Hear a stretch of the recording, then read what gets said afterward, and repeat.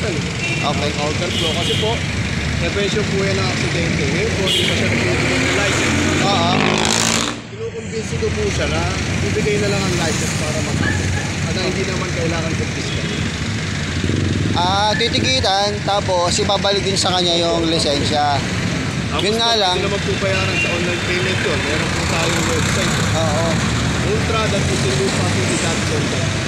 Yun po, pwede mag-Gcash, kay Maya, kahit na anong klase naman. Sir, kapag hindi mo naman siya tinikitan, may CCTV, ikaw, anong mangyayari sa'yo? Halimbawa, Para sa akin po, sa pagkakaintindi ko, negligence para sa'yo.